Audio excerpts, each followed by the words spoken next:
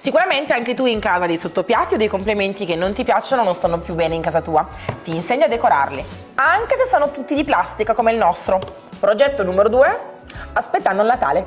Io e Luca abbiamo deciso di seguire uno stile leggero. Sì, pulito. Quindi parto col dark sand, uso il mio pennello a punta così vado bene all'interno dei miei fregetti già preesistenti nel mio piatto e faccio la prima mano di colore. Ricordate sempre che con Magic Paint non è importante assolutamente carteggiare, anzi non si deve fare, e non esiste fondo o primer, siamo gli unici a non produrre il fondo o il primer. Guardate come aggrappa bene il colore. La prima mano serve per coprire e far aggrappare il colore, la seconda totalizza. E asciutto seconda mano, sempre pura perché appunto il materiale sottostante è molto liscio.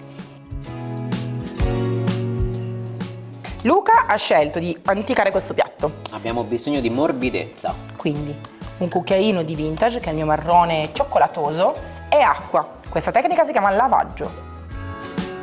Cerco di spostare il colore e il lavaggio nei buchini che contrastano la parte del bordo con la parte centrale più liscia e adesso omogeneizzo il tutto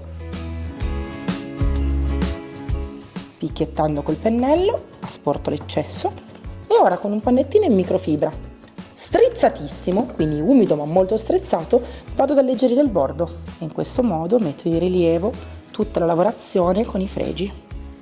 Sono io a creare la mia lavorazione, ma seguo il senso della stesura del colore. Con un goccino di Lucky Forest creo un'anticatura sui bordi. Il Lucky Forest è un verde molto intenso. Perché mi hai detto di fare questa cosa, Luca? L'idea è quella di andare a creare una ghirlanda di pino intorno al piatto, visto che questo sottopiatto ospiterà il nostro piatto di Natale. E quindi approfittiamo di questi fregi rilievo per creare questa sorta di ghirlanda finta che contornerà il nostro piatto.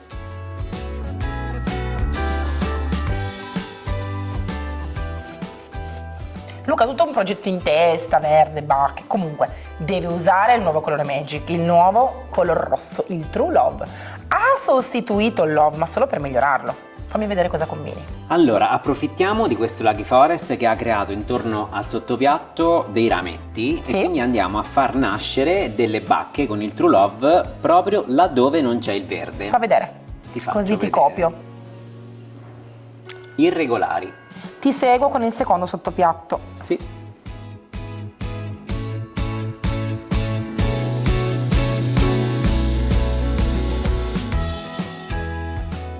Una mano di protettivo satinato in modo che poi dopo sia lavabile, non in lavastoviglie, mi raccomando, delicatamente a mano.